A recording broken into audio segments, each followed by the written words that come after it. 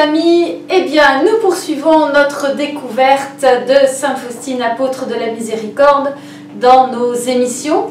Et aujourd'hui, je voudrais vous parler du quatrième point de ce que l'on appelle communément la dévotion ou le culte de la miséricorde. Ce quatrième point, c'est l'heure de la miséricorde. Nous allons découvrir ce que Jésus demande à Sainte Faustine en lui parlant de l'heure de la miséricorde. C'est en octobre 1937 qu'il lui adresse cette parole. Je vous la lis. À 3 heures, implore ma miséricorde, tout particulièrement pour les pécheurs, et ne fût-ce que pour un bref instant, plonge-toi dans ma passion, en particulier dans mon abandon au moment de mon agonie. C'est là une heure de grande miséricorde pour le monde entier. Je te laisserai pénétrer ma mortelle tristesse. En cette heure, je ne saurais rien refuser à l'âme qui me prie par ma passion. Et puis quelques mois plus tard, il réitère sa demande et apporte des précisions sur le contenu de cette prière. Je cite, « Je te rappelle, ma fille, que chaque fois que tu entendras l'horloge sonner 3 heures, immerge-toi tout entière en ma miséricorde, en l'adorant et en la glorifiant. Fais appel à sa toute-puissance pour le monde entier et particulièrement pour les pauvres pécheurs, car à ce moment, elle est grande ouverte à toutes les âmes. À cette heure-là, tu peux tout obtenir pour toi et pour les autres. À cette heure, la grâce a été donnée au monde entier. La miséricorde l'emporta sur la justice. Ma fille, essaie à cette heure-là de faire le chemin de croix autant que tes occupations te le permettent. Mais si tu ne peux pas faire le chemin de croix, entre au moins un moment à la chapelle et célèbre mon cœur qui est plein de miséricorde dans le très saint sacrement. Et si tu ne peux entrer à la chapelle, plonge-toi dans la prière, là où tu te trouves, ne serait-ce que pour un tout petit moment. J'exige de toute créature de vénérer ma miséricorde, mais de toi d'abord, car je t'ai fait connaître le plus profondément ce mystère. » Voilà, une longue demande, hein, n'est-ce pas, avec beaucoup de détails qui sont transmis à Sainte Faustine. Et en même temps, une bouleversante demande, une belle et bouleversante demande de Jésus. Et cette demande, c'est plonger dans sa miséricorde à 15 heures. Alors, pourquoi 15 heures 15 heures, eh bien 15 heures, c'est l'heure où Jésus a poussé le dernier cri sur la croix. Ce « j'ai soif » retentissant. Et puis, ce « tout est achevé » ou « tout est accompli ». Et à la suite de ces 2 paroles fortes qu'il a prononcées sur la croix, eh bien, Jésus remit l'esprit. À cette heure-là, Jésus est allé jusqu'au bout de l'amour pour ses créatures que nous sommes. Et Dieu a tant aimé le monde qu'il a donné son Fils, son unique, pour que quiconque croit en lui ait la vie éternelle. Et c'est ce qui se réalise là, à 15 heures. Et l'homme, alors pourquoi? Eh bien, l'homme a été créé pour vivre une relation d'intimité avec Dieu. Mais par un libre choix, celui-ci a refusé de dépendre de Dieu. C'est ainsi que le péché originel est entré dans le monde avec son poids de malédiction et son cortège de souffrance. Alors voilà, Dieu, eh bien, dans son infinie miséricorde, dans son amour infini, a envoyé son Fils. Et Jésus s'est fait malédiction pour nous sauver. Il a pris sur lui tous nos péchés, nos souffrances, nos maladies. Il a accepté de vivre d'horribles souffrances sans se plaindre par pure miséricorde pour nous sauver de la mort éternelle. Et il a accepté de mourir à notre place. Il a connu la trahison, le mépris, la haine, les crachats, la solitude, tout un ensemble, tout un enchaînement d'horreurs à partir de la veille au soir, toute la nuit qui a suivi, jusqu'à ce qu'il soit cruellement cloué sur la croix, que la croix soit plantée et qu'il y meure à 15 heures donc.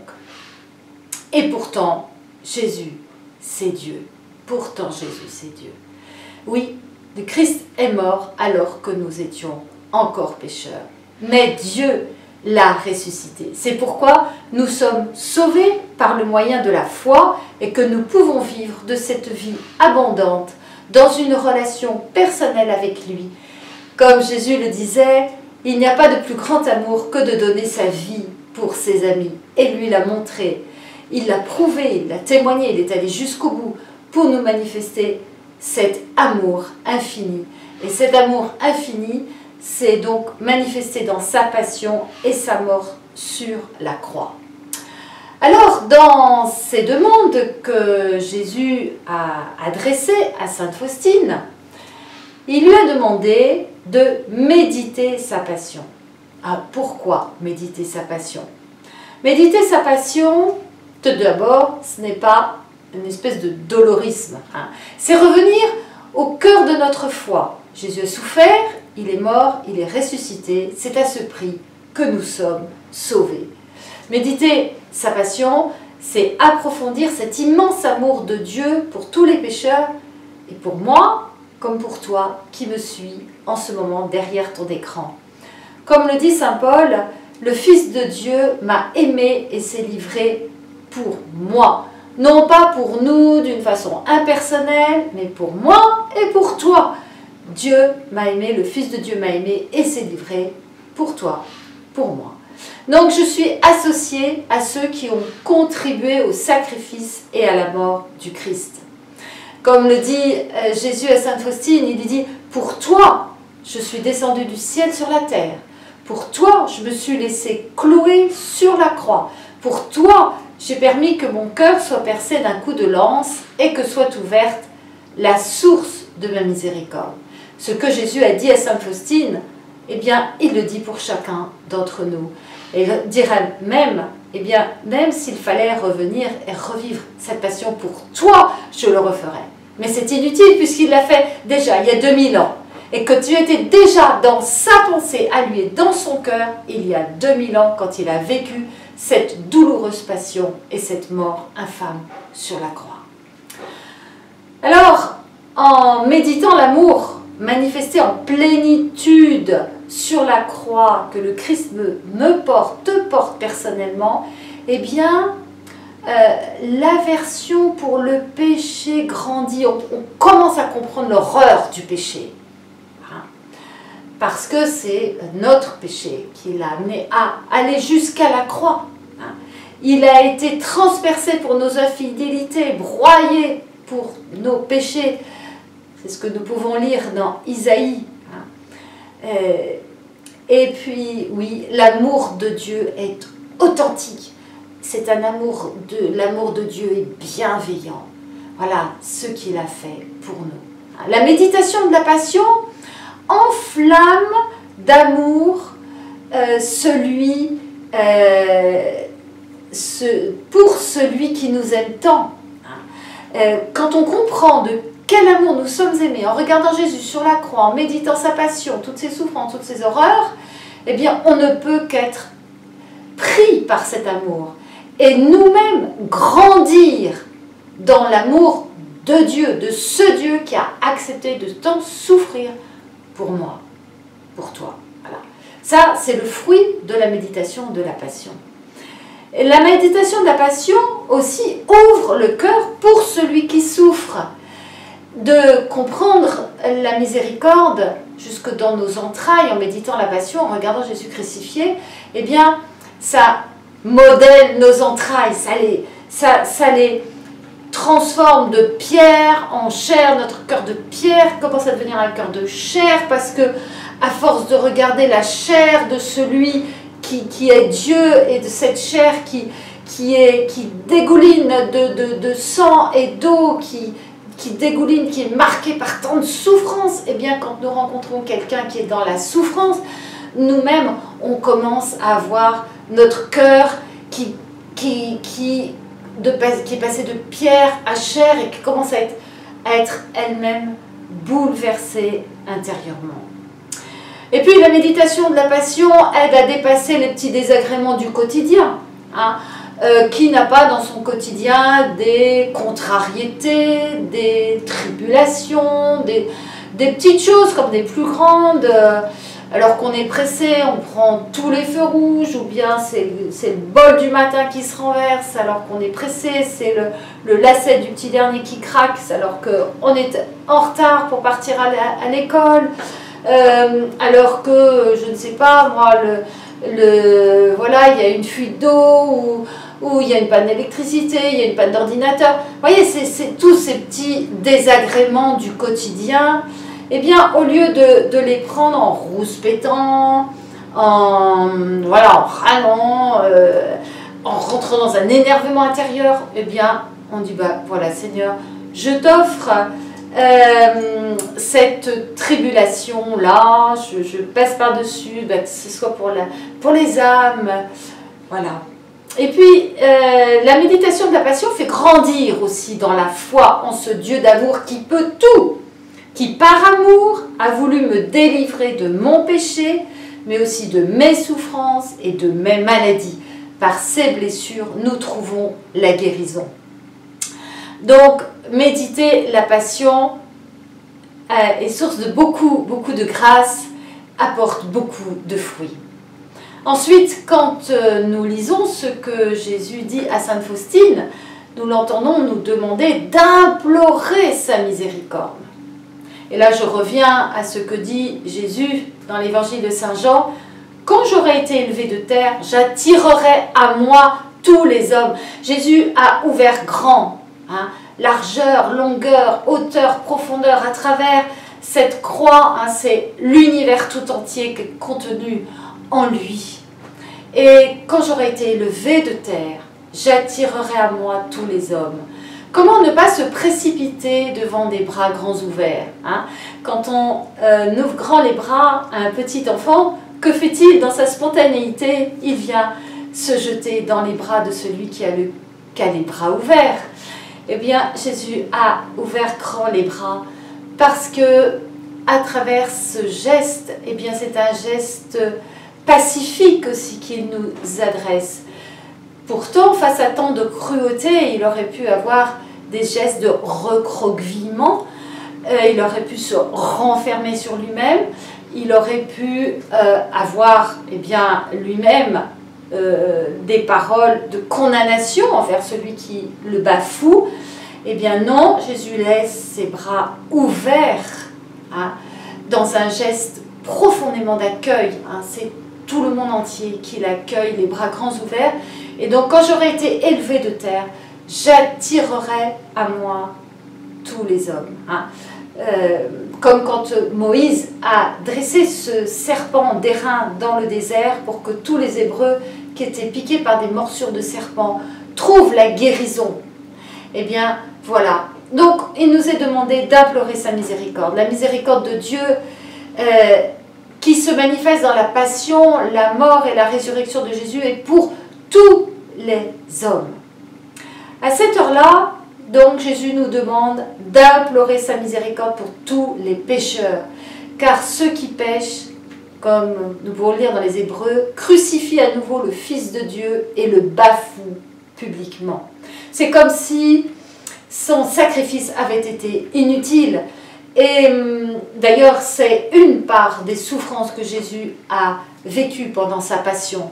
C'est la vision de l'inutilité de son sacrifice pour certaines âmes qui refusent la miséricorde, qui refusent le pardon, qui refusent l'amour. À cette heure, eh bien, nous pouvons enfermer dans la plaie ouverte du cœur de Jésus toute l'humanité, toutes les personnes que nous connaissons et qui vivent éloignées de Dieu. Comme il va le dire à Faustine, la perte de chaque âme me plonge en une mortelle tristesse. Tu me consoles toujours lorsque tu pries pour les pécheurs. Et ça, c'est ce qu'a fait Sainte Faustine toute sa vie. Toute sa vie, elle n'a eu de cesse d'intercéder pour le monde et pour les pécheurs. Elle avait visité l'enfer et le purgatoire, elle avait vu la souffrance de ces âmes-là. Et donc, toute sa vie, elle qui s'est, en tant que religieuse, livrée entièrement à Dieu, elle s'est donnée, elle est devenue l'épouse du Christ, eh bien, elle a donc pris cette intention dans son cœur, c'est ce que Jésus aussi lui a demandé. Et donc, eh bien, à cette heure, nous pouvons plonger dans le côté transpercé de Jésus, eh bien, toute l'humanité, et particulièrement toutes les personnes que nous connaissons et qui sont loin de Dieu, qui vivent loin de Dieu. Nous pouvons aussi présenter à la miséricorde tous ceux qui souffrent, qui ont besoin de consolation. Et Jésus ne peut pas être indifférent à cette prière. Pourquoi? Parce que lui-même a souffert jusqu'au bout l'épreuve de sa passion. Et donc, il connaît de l'intérieur ce que c'est que la souffrance. Et donc, il peut porter secours à ceux qui subissent l'épreuve. Et nous n'avons pas, comme nous pouvons le lire encore dans les Hébreux, nous n'avons pas un grand prêtre impuissant à compatir à nos faiblesses, lui qui a été éprouvé en tout d'une manière semblable à l'exception du péché. Il a donc connu la souffrance, il sait ce que c'est, et il est donc en capacité de comprendre et d'apporter la consolation, une grande consolation à celui qui souffre. Et puis aussi, eh bien, il peut apporter la guérison. Comme je disais, par ses blessures, nous trouvons la guérison. Par ses blessures, il a pris sur lui toute la malédiction du péché, le péché, la souffrance, la maladie. La maladie est une malédiction. Donc, il a pris tout sur lui à la croix pour que nous héritions de la bénédiction, de sa bénédiction, et que nous puissions trouver la guérison dans ses blessures.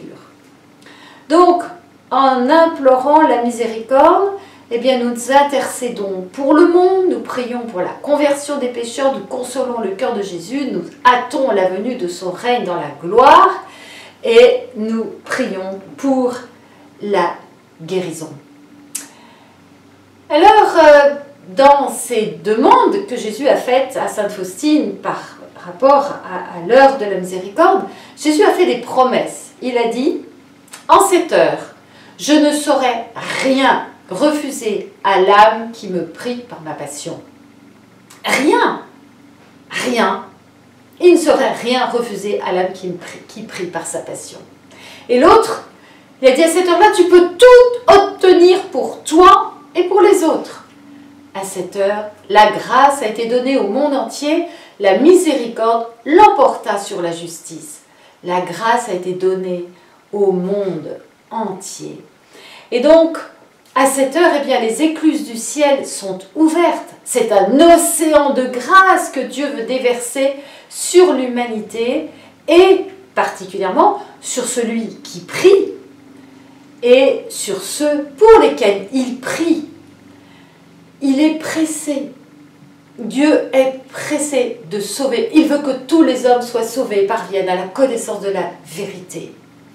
Donc, à cette heure, eh bien, le ciel est ouvert et Dieu écoute notre prière et veut accomplir toutes ces promesses qu'il nous a faites. Alors, des promesses de grâce spirituelle d'abord, des grâces de conversion personnelle. Plus nous approfondissons le mystère de la passion, plus nous rentrons dans cette démarche de foi, de compréhension, de l'amour de Dieu. Et donc, plus nous sentons en nous-mêmes ce besoin de conversion, d'ajustement de notre vie sur son enseignement, sur sa vie à lui. Mais des grâces aussi de guérison intérieure, puisqu'il est venu nous guérir de notre péché et guérir des conséquences du péché, des guérisons physiques, des consolations. Il a pris, comme je disais, la malédiction sur lui pour que nous en soyons libérés et que par la foi, nous bénéficions de toutes les bénédictions qu'il a en réserve pour nous. Il promet le salut éternel, la vie bienheureuse sans fin avec les anges, la gloire éternelle, la résurrection des morts. Voilà, des grâces spirituelles à foison pour celui qui humblement médite à 15 heures sa passion.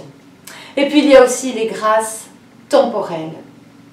Des grâces temporelles parce que rien n'est impossible à Dieu et que tout ce que nous vivons est important pour lui.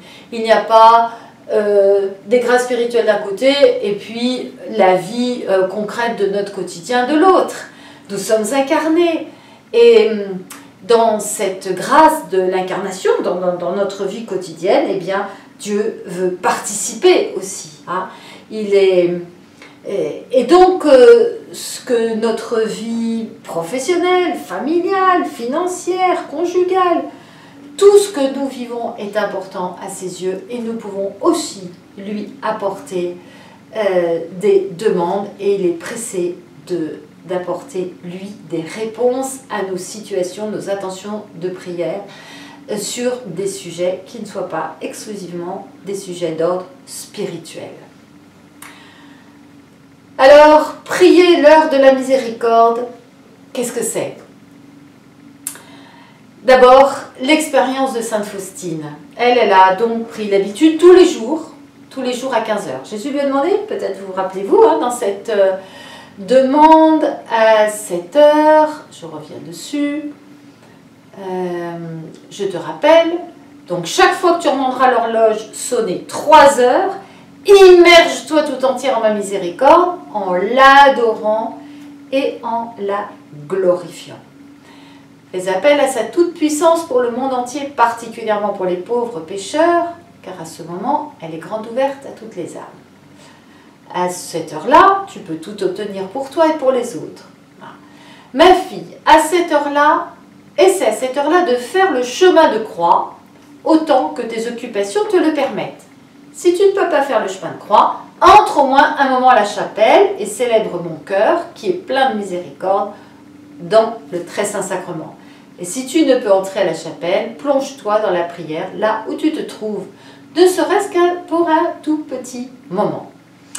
Et j'exige de toute créature de vénérer ma miséricorde. Donc, Sainte Faustine, pendant toute sa vie, eh bien, va suivre ce que Jésus lui demande. Même si cette demande arrive en 1937 et qu'elle va décéder en 1938, elle a déjà pris l'habitude depuis plusieurs années de prier le chemin de croix, de prier, de méditer la miséricorde dans le Saint-Sacrement, d'invoquer la miséricorde tout au long de ses activités au quotidien. Et elle avait un quotidien bien rempli, avec des tâches, elle était à la cuisine, elle était au jardin, elle était à la porterie. Donc c'était des tâches bien concrètes. Et donc voilà, tous les jours à 15h.